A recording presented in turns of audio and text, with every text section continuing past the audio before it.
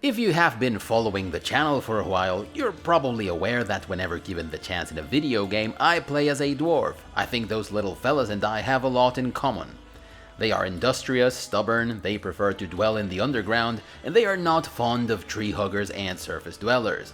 Speaking of surface dwellers, depending on which ones you follow on YouTube, you might be under the impression that gaming is doomed.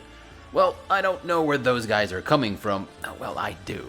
But for me, these last 2 years have been almost more than I can take as a gamer. This year I decided to give a bit of a rest to those timeless classics that are always worth revisiting, and to those releases from previous years that I hadn't had the chance to play, to focus more on those games that came out in 2025 that I wanted to try out. And I tell you, I could barely even cover the RPGs that came out in 2025 that caught my eye. Last year I already had to round those up in a couple of videos titled RPGs that didn't do it for me in 2024 and RPGs that did do it for me in 2024. And this year I'm going to have to do the same thing. So expect this to become a regular series here on the channel by the end of the year. If the channel survives another year, that is. So let's start with the RPGs that didn't do it for me in 2025.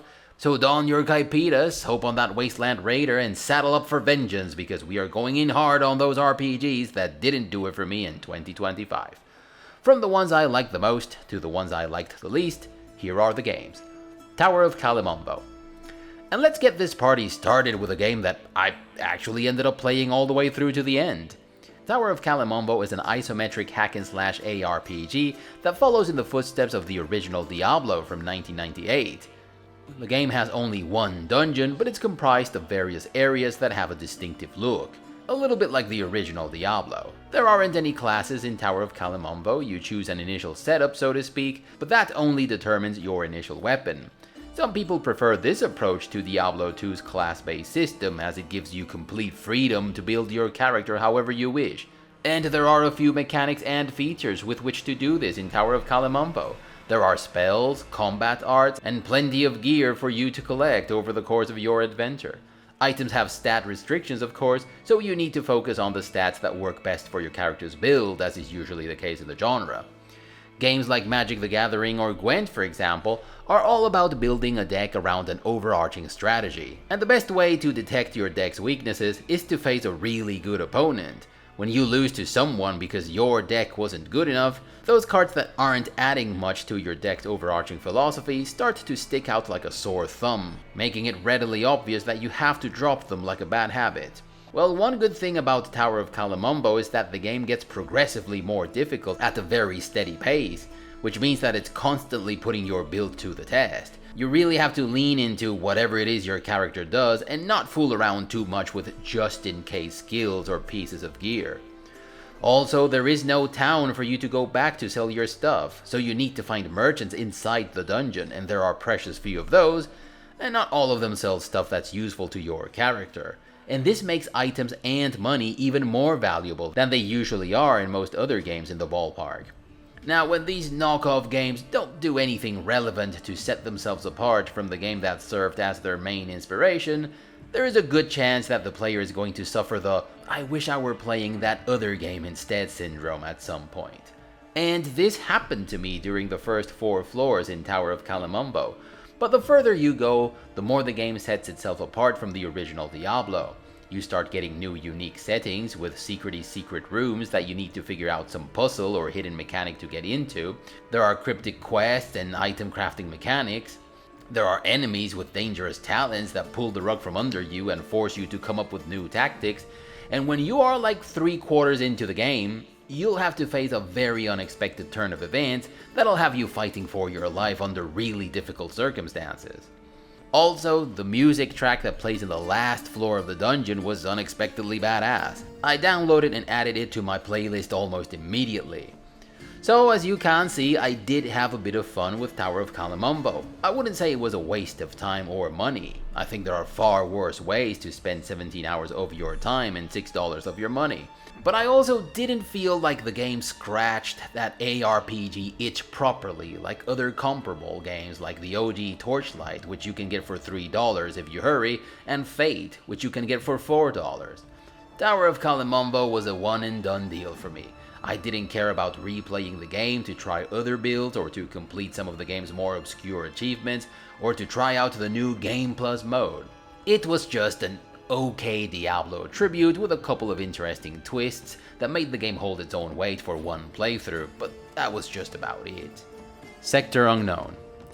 Every year in the depths of the Dwarven Kingdoms, there is at least one group of industrious, sensible, and uncompromised craftsmen who put hammer to steel to give us that one game that ticks all, or most of the boxes, of the RPG experience that we came to expect since we played the OG Fallout and our beloved Infinity Engine-based games. Not the forgettable, generic, mislabeled action game that has the shallowest version of our favorite mechanics, embellished with fancy voice acting and cutscenes, riddled with quest markers and NPCs explaining what needs to be done at every turn, wrapped in safety nets, and completely purged of trade-offs and opportunity costs so that everyone can enjoy it.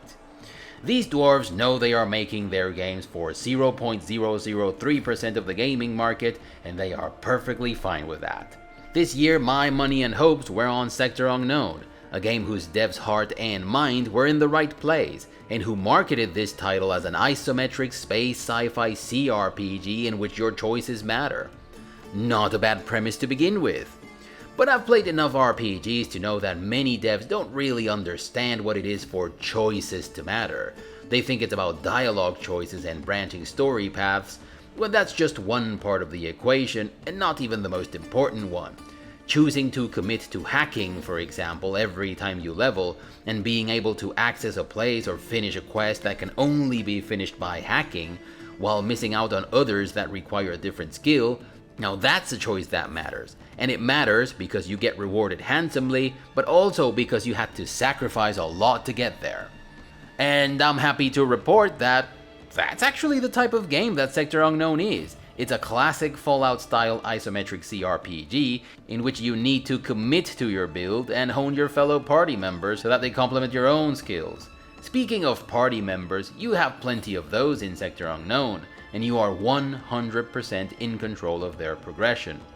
Let me give you a few examples of the stuff that you can find in Sector Unknown.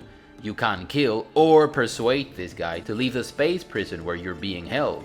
If you do the latter, you'll find him later on in the planet where your own escape pod crashed, and you'll be able to recruit him as a party member.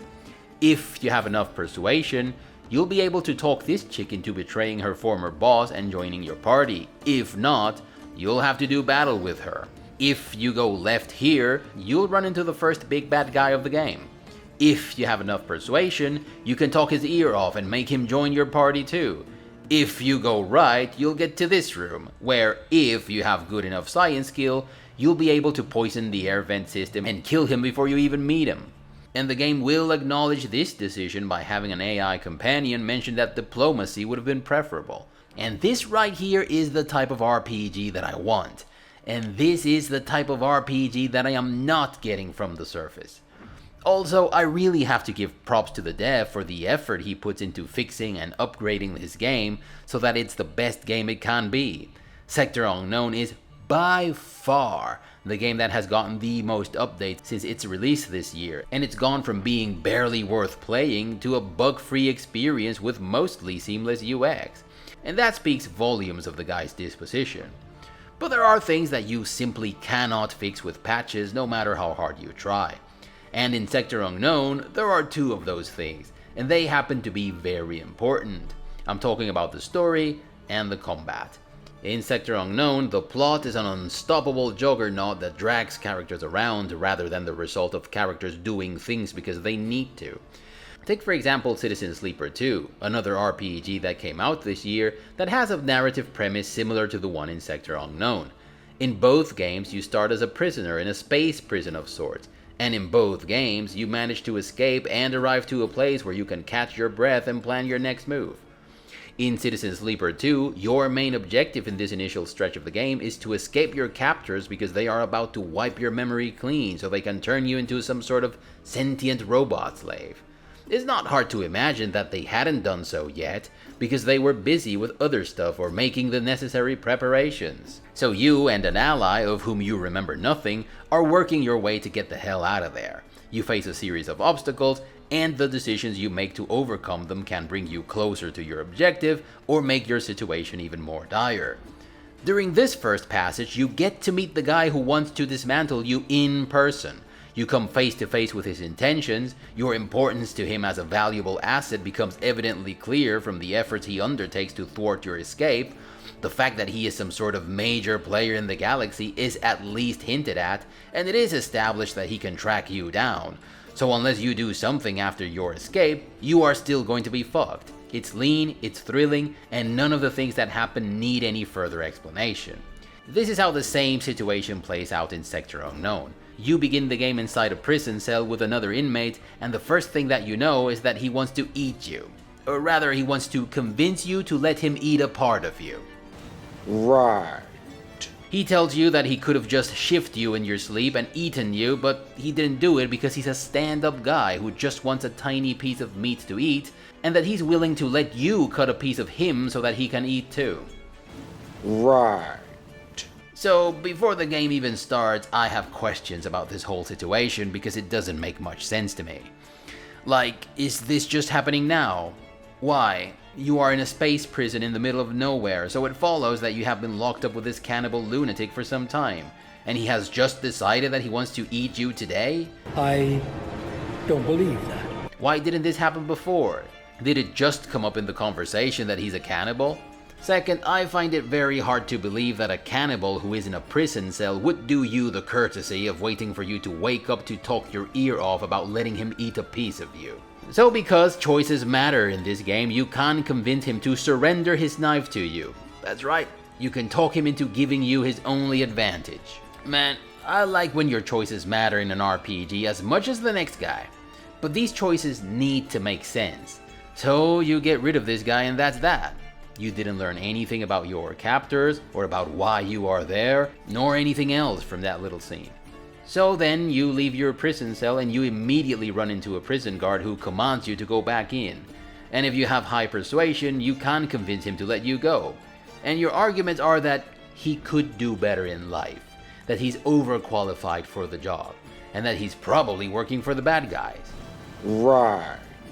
So, with the combined powers of the unstoppable force that we call plot and your plus 10 persuasion bonus, you get the guy to agree to abandon his comfortable position as a guard and risk his life to board an escape pod that could end up not working or getting him to a place where there's no way for him to survive. You can't get rid of the rest of the crew in different ways, but one way to do it is to persuade them that they are working for the bad guys as well. If you do that, the spaceship's AI tells you that the only way to truly escape this prison is to use an escape pod and have the ship crash on the nearest planet. Boy, that escalated quickly. All because the plot needs you to be stranded on a planet next. The ship's AI tells you that you have to transfer it from its current frame, which is a part of the ship, to a more convenient portable form so that it can activate the escape pod for you. So why could the others do it without having to do this? Well, I'll tell you why.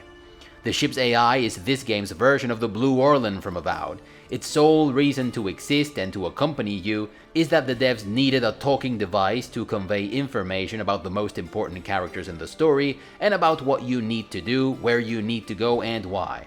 The problem with this way to convey information is that it is a bad alternative to the lived experience. In Citizen Sleeper 2, you care about your character and you are immediately invested in the main quest because things happened to you.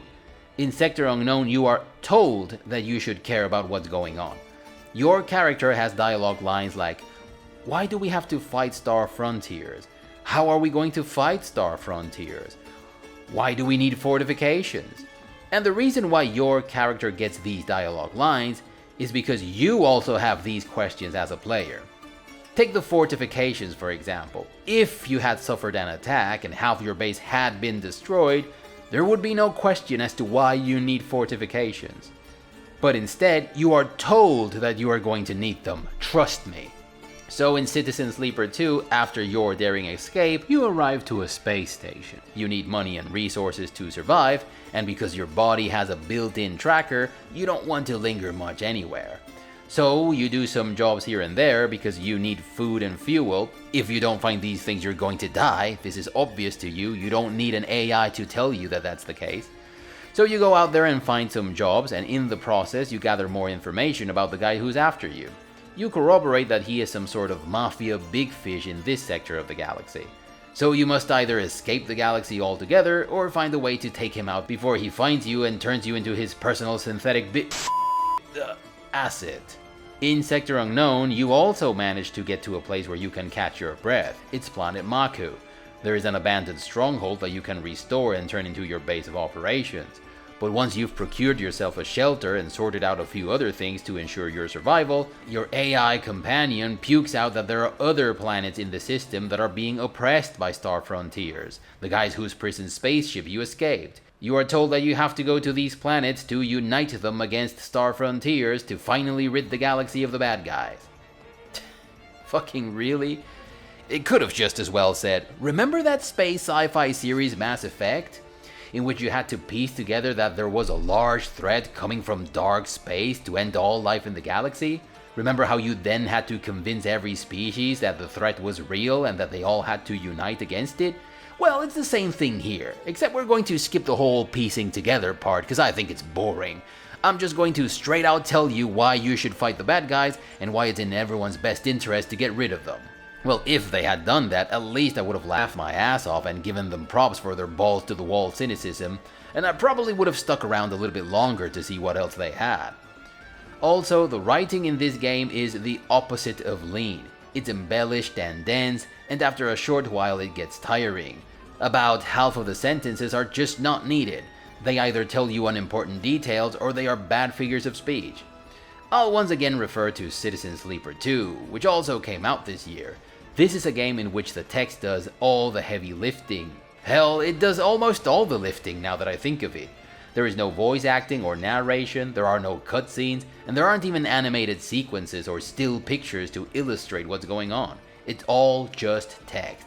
And you end up reading every single word all the way through and never get tired of it. Because every bit of text tells you something about the characters, your current situation, the setting, or details that are important because they give you insight on the characters that are talking or acting.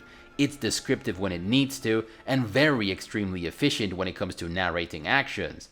In fact, I think the action moments in this game are amongst the most brilliant of the year, I kid you not.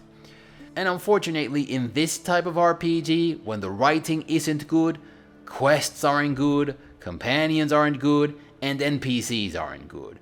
And there's a very good chance that you are going to get bored out of your breeches, even if the game does tick those precious rare RPG boxes that you want ticked so badly. The second thing that doesn't do it for me in Sector Unknown is combat. Combat follows the XCOM model, like many other RPGs, but it just lacks the complexity that other titles have. It has just too few moving parts compared to its peers. At the time I'm recording this video, you can get Wasteland 3 for $5.69 and Encased for $2.29 in my region on Steam, while Sector Unknown goes for $8.74. I wasn't a fan of either of these games, but they have far better production values and combat than Sector Unknown. And if we focus on Wasteland 3, we're talking about a game with AA production values, proper XCOM-like combat, and a story and gameplay in which choices matter. And it goes for $5.69. The dev's heart is certainly in the right place. He knows what old school RPG fans want. He knows that they no longer get it from the surface, and he tries his best to provide it. Quite competently in some respects, actually. But he just doesn't have all the chops that are required to put together an isometric CRPG that ticks all the boxes that longtime RPG fans need ticked in their games. But I got my eye on this dev. If he gets competent writers on board for his next project and takes note of how other games in the ballpark implemented the XCOM formula, we might get a banger of the game in the future from him. But this game isn't it, and no number of patches and updates will change that, I'm afraid. Hellclock.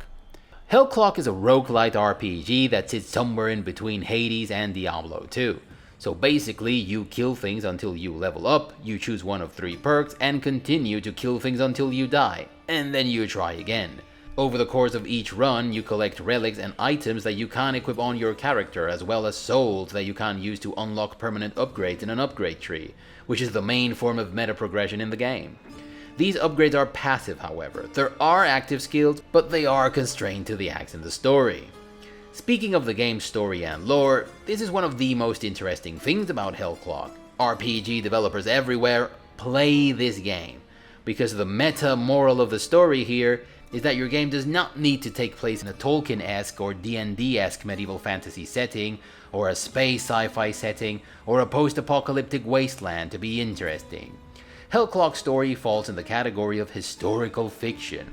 It takes place in Canudos, which is a municipality in the state of Bahia in Brazil during the 1800s, and it retells the story of one of the bloodiest episodes in Brazilian history, in which the Brazilian army obliterated an entire town to root out local leader Antonio Conselheiro, who had more or less turned Canudos into a state within a state through religious messianism. And you play Pajeu, a man who was tortured and slain during the massacre. By means of some mysterious dark magic, you now get the chance to live again and go back to a time before Antonio Conselheiro was slain and prevent at least a part of the massacre. And believe me, this game does not fuck around with the story. The narration follows a dark, poetic prose style, and it spares you none of the horrifying details of what happened. It's actually quite impressive, and the game's story bits are amongst some of my favorite this year. The game's production values also punch above the game's indie weight. Locations are colorful and detailed, characters look like they belong in the setting, and they ooze personality. Sound is punchy and thick, and voice acting, at least in Brazilian Portuguese, is pretty freaking good. The game has a strong artistic personality, and you can tell that the artists bothered to give the game artistic cohesion all the way through. To me, Hellclock looks and sounds like something out of a Garciliano Ramos book, if Garciliano Ramos had decided to embrace his dark side fully. Actually, it's quite impressive that a game with this level of production values goes for $10.49 on Steam at full price. Oh, well, I guess we have Brazilian taxpayers to thank for this. Not saying it's a good or a bad thing, and most of you probably don't give a shit about this, but for those of you who do, I think you should know. But let's talk about the things that got Hellclock on this list, which are things that you probably do care about. I'm going to pull up a couple of reviews from users on Steam that 100% nail what the issues with this game are. It feels like a hybrid between Diablo and Hades, but it doesn't do anything as good as either of those games. Even though the main campaign story is short, only about 10 hours, I felt the maps and enemies were repetitive, and I didn't feel the skills or customization was interesting enough to warrant grinding out the endgame. Yes, Hellclock is a roguelite, and many of its mechanics and its gameplay will be very familiar to you if you have played Hades. But Hades uses procedurally generated tile sets, and clearing an area opens up 2 exits that you can choose from. In Hellclock, you go through the exact same level layout every time you play, because every act consists of long fixed areas rather than procedurally generated tile sets, and this can get old really fast. Also, there were many meta progression mechanics in Hades, but it felt like a game that rewarded you for getting better at the game, not for simply playing it more. It's like this reviewer on Steam said, "The game is fun, but progression is hard-gated with passives and gears, making it so no matter how good you are, you will not get to the next area until you play X more times to earn the passive points to add stats." Which basically means that the game rewards you more for spending time with it than for getting better at it, and that's a huge no-no in my book.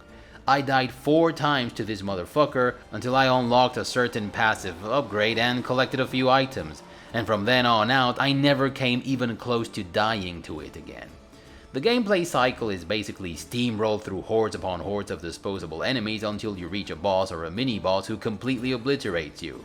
Go back to your stronghold when you die, unlock a couple of passives and get upgrades for your gear, and do the same thing again and again until your stats outmatch those of the boss who killed you. Rinse and repeat all the way through to the end.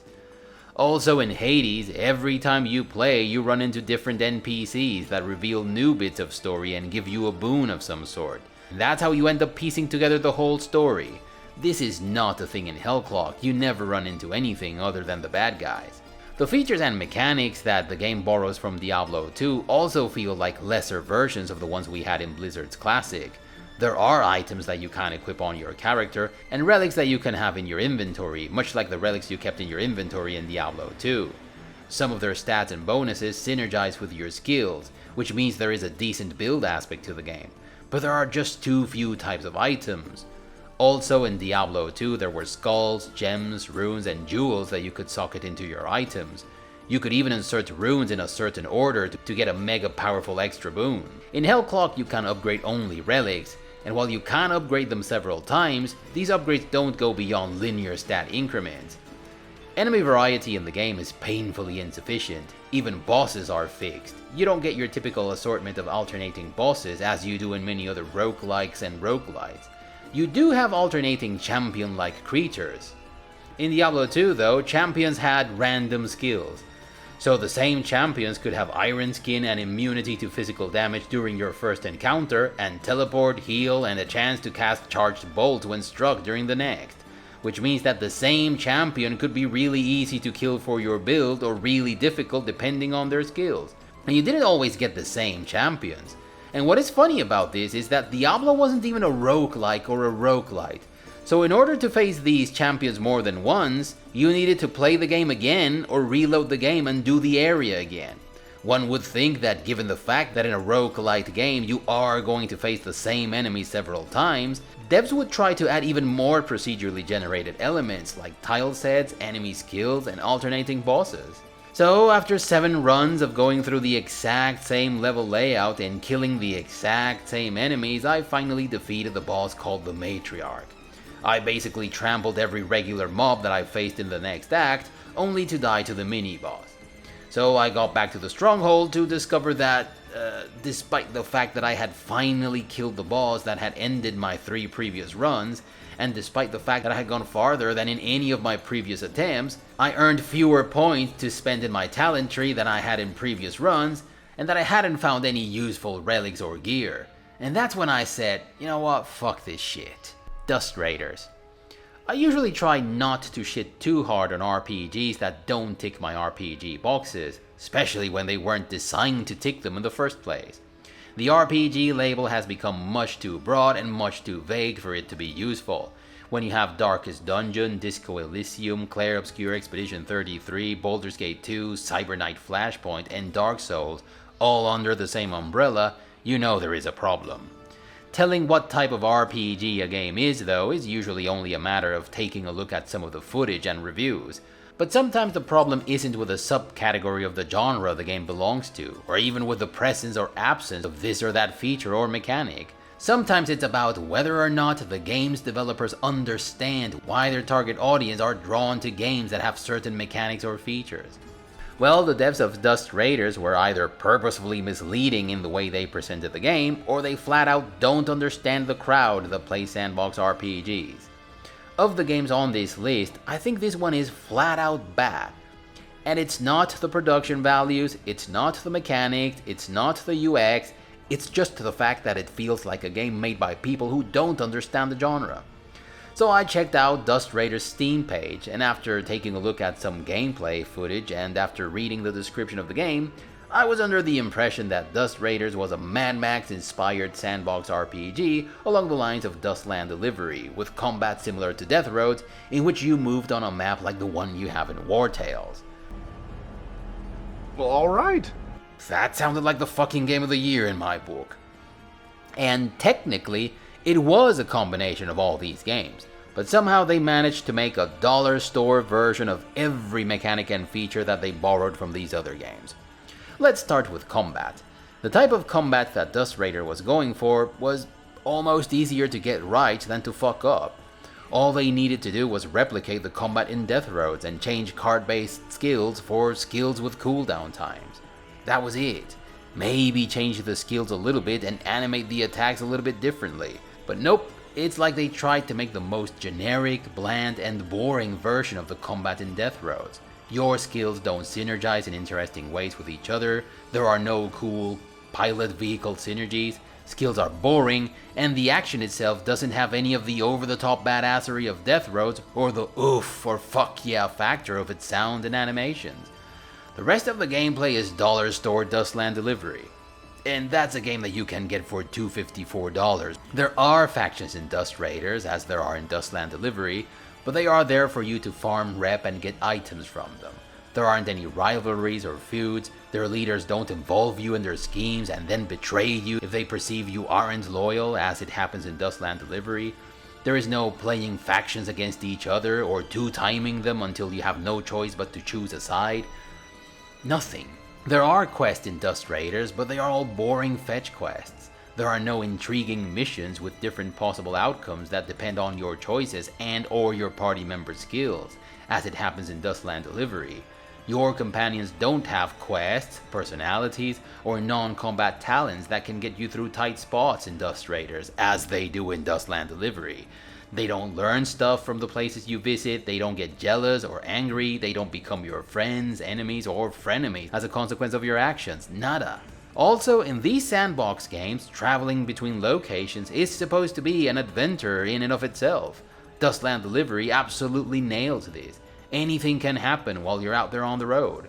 You can get ambushed, you can catch incredibly bad weather for many days, you can be forced to camp in dangerous places where you can get jumped by a group of zombies, you can get sick, you can run out of supplies if your trip turns out to be more eventful than you anticipated, forcing you to do some emergency hunting, fishing, or foraging. In Dust Raiders, traveling the wasteland just requires you to babysit your fuel supply. The devs know that going from place A to place B in a sandbox RPG should not be taken for granted, but what they seemingly don't know is that it's supposed to be an adventure, a survival challenge. It should be about planning, procuring supplies, and choosing your companions wisely so that you have every angle covered, not about replenishing your fuel in every city. In fact, camping isn't even a thing in this game. Trade is also basic as fuck, and it's completely detached from every other aspect of the gameplay. The game's map was supposed to look like this, but it looks like this. And it gave the impression that, rather than a general map with locations like the one you get in Dustland Delivery, where you can't really see the details of the land that you're traversing, the map in Dust Raiders was going to be more like the one in War Tales, which is absolutely fantastic because it's not a zoomed out map, but the actual area that you travel, chock-a-block with points of interest like caves, groups of bandits, fishing spots, mines, places that require mountain climbing, etc. But Dust Raiders' map looks like a clothing store showcase after a Black Friday sale. Points of interest are lacking variety, and they are also too few and too far in between. In my opinion, Dust Raiders is a total bust. Some people have said it's bare bones, but it's worse than that. It's a game that was made by people who don't understand the core features of the genre, or do, and tried to bait people into playing it, which is even worse. I say this is a total skipperooski of a game, as I don't think it's worth anyone's time or money. Speaking about developers that don't know what their audience wants, Age of Reforging, the Freelands. If we wanted to be charitable, we could say that Age of Reforging, the Freelands, sits somewhere in between a medieval fantasy-themed isometric CRPG like Pillars of Eternity, and a sandbox RPG in which you command a band of mercenaries like War Tales that doesn't quite live to the experience we've come to expect from either of these types of games. But I don't want to be charitable, and you'll see why. On the surface, Age of Reforging is a game that ticks all the boxes of the things we wish to see in CRPGs and sandbox RPGs. Like, does it have a proper character creation system? Yes. You can choose a class, a race, and an archetype which determines your initial skill. You can also choose your initial weapon set. There's a point-based trait system like the one we've seen in other RPGs for you to further hone your character with positive and negative traits. And there are attribute points for you to allocate.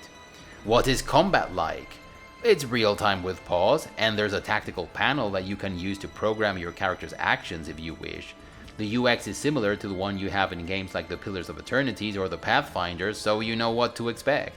Are there companions? Yes, you meet some people over the course of your adventure, and you can recruit others at the local tavern. Can you equip them with gear? Do they also have classes? Can you switch over to them during a battle? Yes, the answer is yes to all those questions. What about non-combat skill-based gameplay? Can you stealth about and steal stuff that is marked as stealing? Is there lockpicking? Yes, you have that too. What about crafting, alchemy, blacksmithing, and cooking? Can you do these things? Yes. What about the sandbox stuff? Do you have quest boards? Are there taverns where you can do taverny stuff? Is camping a thing? Do you have a proper camp with things to do? Yes. Are there towns with vendors and NPCs that give you quests? Yes. What about production values? Well, they have gotten pretty decent since the game's initial release. Let's not talk about the sound, but graphics are now at least presentable. Well, alright. It looks like we have a proper RPG then, right? Wrong. Age of Reforging has mixed reviews on Steam, and I still think it's tremendously overrated. Because while the devs clearly worked diligently to tick all the boxes of the features and mechanics that we all wish to see in a CRPG, it feels as though they treated these features and mechanics like a checklist of things that are expected in a CRPG, without quite understanding why these features are popular in the genre to begin with. Earlier this year, I had the chance to play Infinite Cards and talk to its developer.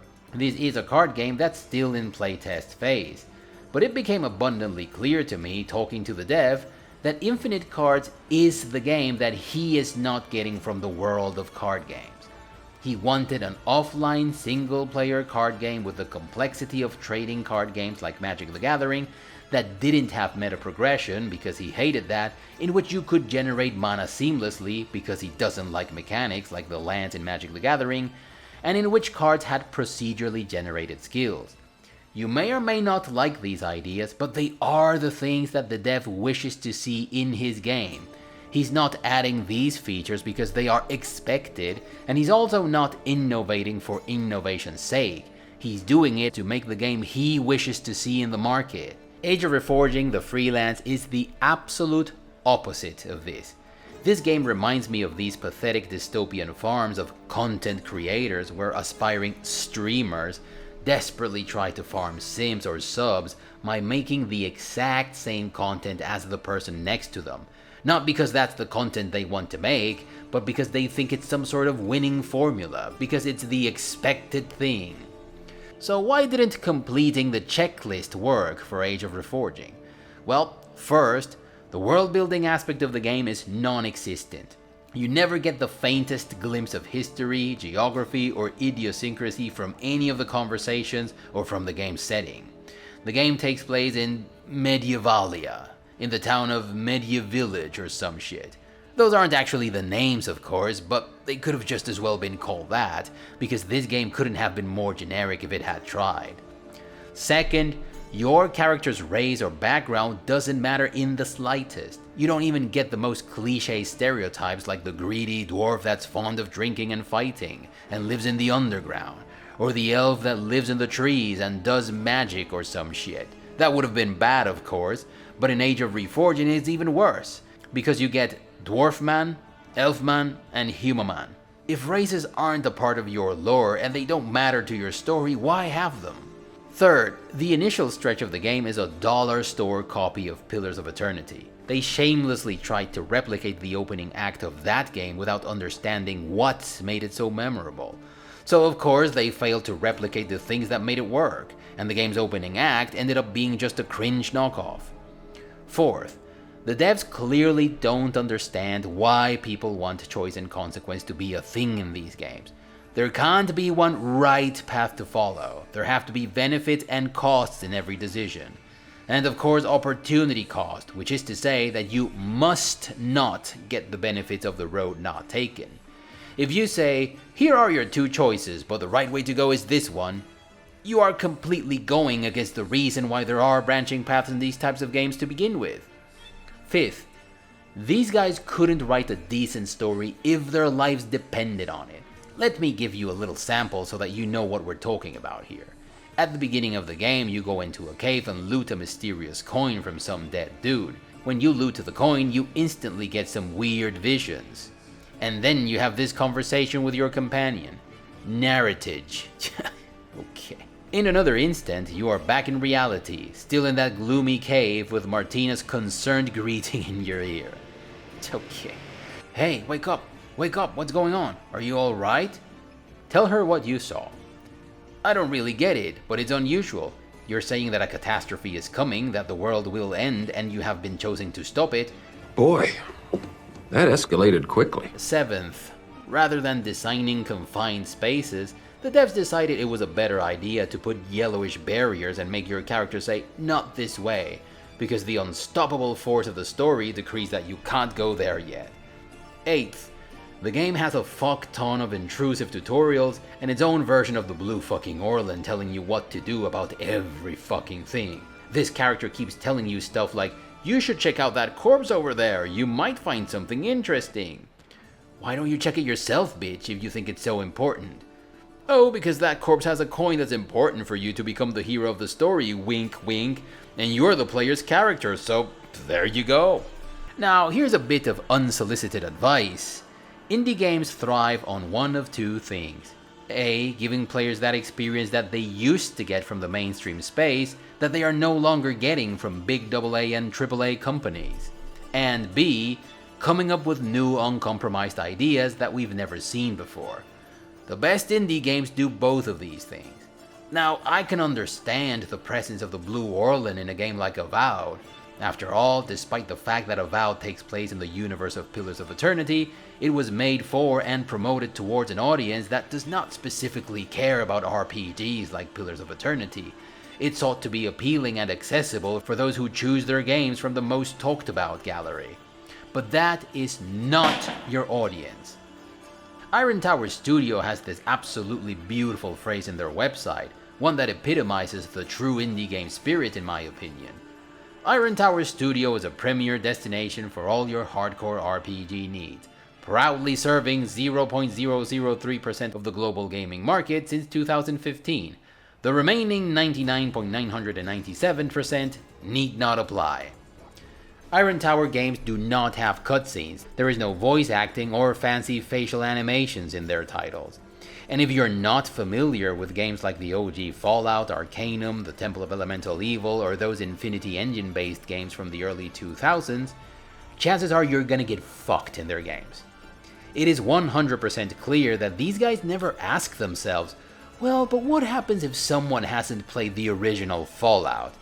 Because the answer to this question is clear. If they haven't played the OG Fallout, they aren't the game's target audience. Remember, the remaining 99.997% need not apply. And to be fair, if someone has taken an interest in Colony Ship, chances are very high that that person has played the OG Fallouts and that they've already burned through Underrail, Encased, Wasteland 3, Expeditions Viking, Expeditions Rome, Age of Decadence, etc, etc. The Blue fucking Orlan is the last thing these people need or want in their games. The people who can't figure out this, that, or the other thing because they aren't familiar with the genre aren't going to pick your game. They aren't even going to know your game exists because your game has shitty graphics compared to the ones they play, shitty sound, no voice acting, no cutscenes, and you can't afford the marketing efforts that are required to reach their ears. The only people who are going to take an interest in your game despite its shitty production values are people who are looking for something that they don't get from the world of cool graphics, professional sound design, and polished user experience. Age of Reforging the Freelands has one redeeming quality. The tactical panel is quite simply the best I have ever seen. It lets you program every action imaginable with every condition imaginable, and you can even stack conditions and use operators like and, or, which I think is absolutely brilliant. More games need to do this, please. But that doesn't change the fact that Age of Reforging the Freelands is one of the most bland, generic, by-the-books RPG that I have ever played in my life. And also, 40 plus gigabytes of space for a game that looks like this? Give me a fucking break. This is the Skipperooski of the year in my book, if you ask me. And that's it, those are the RPGs that didn't get their own video this year that also didn't do it for me in 2025. But that's just my opinion, what is yours? Let me know which RPGs didn't do it for you in 2025 in the comment section. Coming up next is a list of the RPGs that did do it for me in 2025 that won't be getting their own video, so stay tuned for that one as well. If you liked the video, give it a thumbs up. If you didn't, thank you for watching all the way up until now. If you like what you are seeing on this channel, please consider subscribing and clicking that notification bell to avoid the usual YouTube shenanigans. Come check us out on Discord if you don't mind all the boomer talk that goes on there. I personally love it and wouldn't change it for anything. And share the video if you thought it was cool. Bye, everyone. You're excused. You can go back to playing video games.